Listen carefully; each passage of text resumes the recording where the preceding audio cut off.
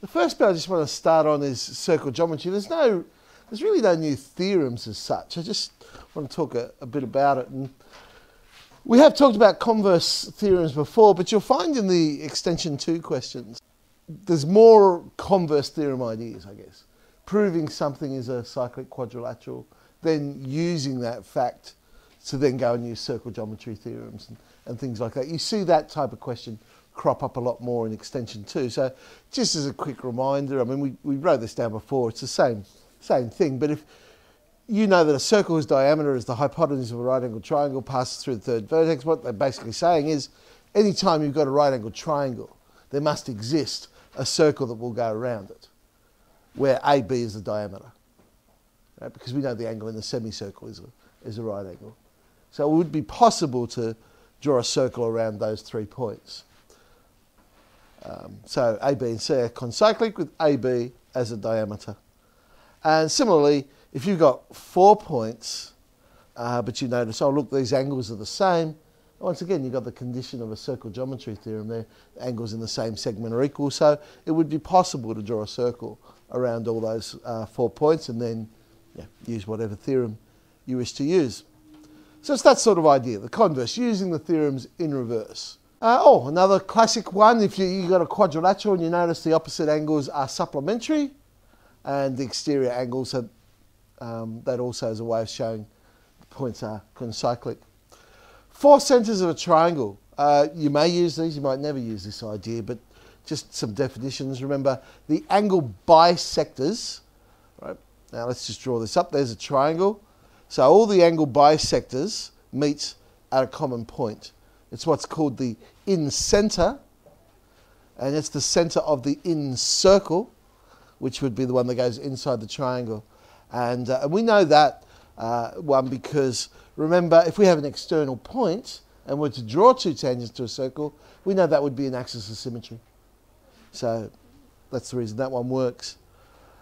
The perpendicular bisectors, on the other hand, so if we were to draw the perpendicular bisectors in, that would create the circumcircle. And that one's easy, perpendicular from centre bisects a chord. The third one, the medians, they all meet at a common point as well. So if we were just to bisect each side, there we go. Now, that centroid, what it does is trisects the median. Remember, trisect means chop into 3 equal bits. Well, in this case, it would be a ratio of 2 to 1. 2 to 1. And the altitudes, so the perpendicular heights, also meet at a common point called the orthocentre. There you go. A lot of times there is interaction between geometry and trig. We don't see it a lot in basic geometry, but sometimes you use trig to solve geometry problems. You can do that. Remember, that is actually the sine rule. A over sine A equals B over sine B equals C over sine C, but also happens to equal the diameter of the circumcircle. And just a little proof of that. If I draw in a diameter, COP, then it would be true that angle A and angle P are the same, because they're angles in the same segment. So therefore the sine of A must equal the sine of P. Now PBC is 90 degrees, because I said PC was a diameter. So BC over PC would be the sine of P. And rewriting that, I could say BC over sine P is PC, but sine P is equal to sine A, so PC, the diameter, is equal to BC over sine A. So an angle and its opposite side. All right, let's have a look at some questions that have appeared. A very, very old one now, but it's a nice one. 1990. So AB is a fixed chord. P moves. Okay, so depending on where P is, obviously it's going to change the positions of D and C. First thing it just wants us to show is that ABCD is a cyclic quadrilateral, and that AB would be its diameter. So, well, they've given me the information. BDA and ACB are both 90 degrees. So ABCD is indeed a cyclic quad because the angles in the same segment are equal. We said they're both 90. But not only that, because they're equal to 90, we've also got angle in the semicircle. So AB must be the diameter because of the angle in the semicircle. All right, the next thing it wanted us to do, and you notice I've drawn in CD in order to solve this. I guess the reason I drew CD in was because part I said show this is a cyclic quad. So I thought, well, there must be a reason why they've asked me to do that. So I'll draw in that fourth side and that might come in useful. Show that the triangles PCD, well, certainly CD now becomes useful because it's a part of that triangle, and APB are similar. So APB and DPC, well, that's the same angle we're talking about there. So we've got one angle. PDC is the same as PBA because they're now exterior angle of a cyclic quad. So PDC is the exterior angle of this new cyclic quad we created. So I've got two angles, so therefore my triangles are similar. Not everything's going to be incredibly hard. Okay, there are going to be some gift marks. The trick is pulling out those gift marks and finding them. Of course, the end part usually has a good twist to it. Show that as P varies, then CD has constant length. So remember, P can move along that arc. But what we're saying is it doesn't matter where P is, CD will stay the same length. That's what we need to show. All right, we just proved these two triangles were similar. So I know ratio of sides in similar triangles. I can say CD over AB is PC over AP. Triangle PCA is actually a right-angled triangle, you'll notice.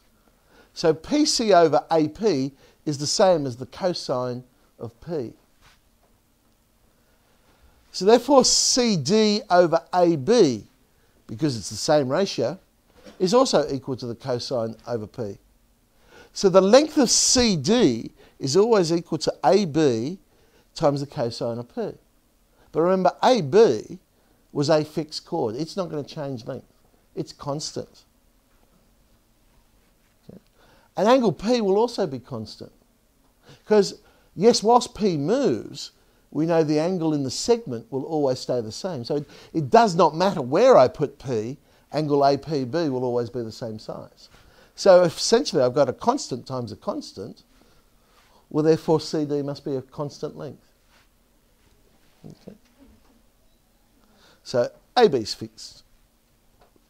So we now know CD is of constant length. All right, find the locus of the midpoint of CD. So as we move P, where does that midpoint of CD move? What does it create as it moves?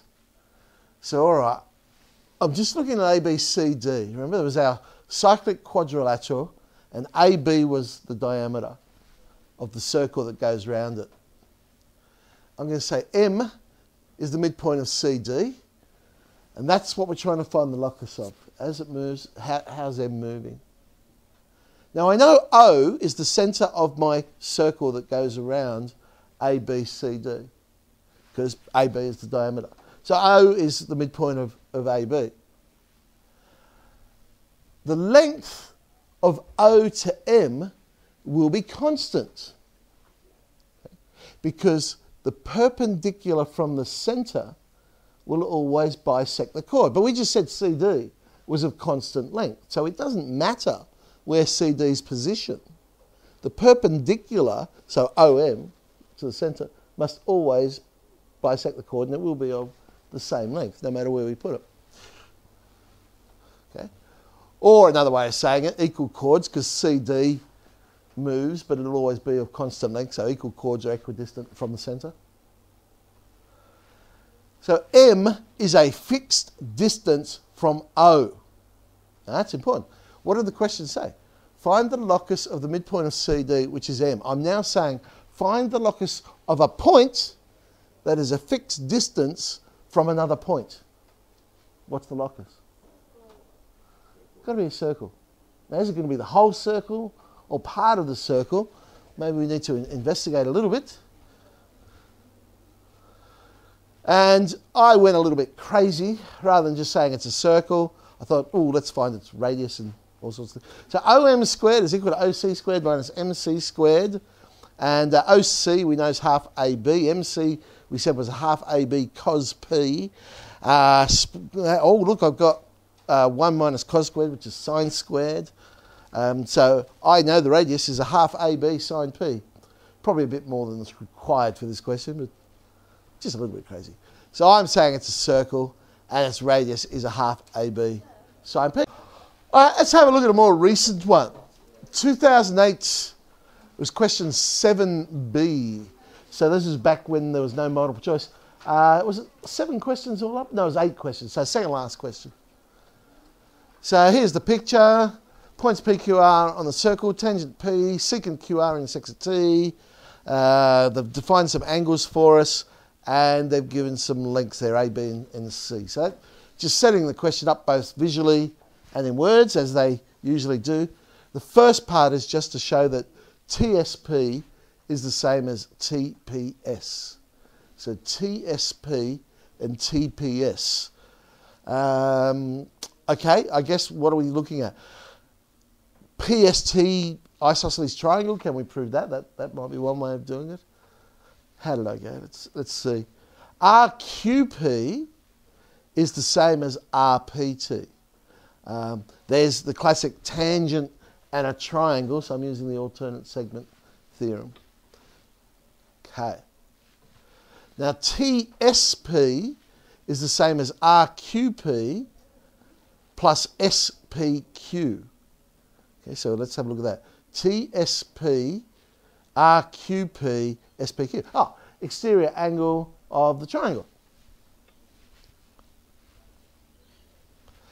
So TSP then is RPT plus theta, because we said RQP is RPT, and they've told us SPQ is theta. So TSP is, oh, and SPT, if we have a look at the diagram, is also RPT plus theta. So there they are. They are in fact the same size. Ooh, this is more interesting. Hence show that 1 on A is equal to 1 on B plus 1 on C. Okay, there's the diagram. That's probably going to come in handy. What did I do? Well, essentially, as I say, they've just got us to prove it's isosceles. So must have done that for some reason. So I suppose we now know ST is also equal to C. So that may well come in handy in this question. It has the feel of, I guess, you know, the one where the square of the tangent is equal to the product of the intercept. So perhaps we're going to use something like that. So we know ST is now C. So PT squared would be, okay, end point of the chord to the point of intersection. So that's QR times end point of the chord to the point of intersection, RT. Is that right? No, it should be QT times RT, shouldn't it? I've written that down wrong. It should be QT times RT, because the point of intersection is T. Okay.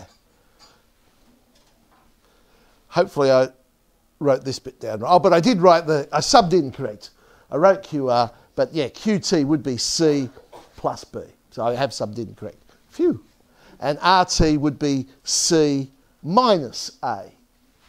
So C squared, if I expand that out, is C squared minus AC plus BC minus AB. The C squareds will cancel. I have BC is AC plus AB. All I've got to do now is divide everything by ABC. And I got it. Bingo. So actually, quite quick, but you can imagine, you know, you're in the test situation, it's getting towards the end of the exam, you're looking for something really complicated, and yeah. All right. The best source now for questions, I guess, is all the different past papers that we've been looking at. In Patel, there is an exercise 10C. Some of the questions in there are incredibly hard.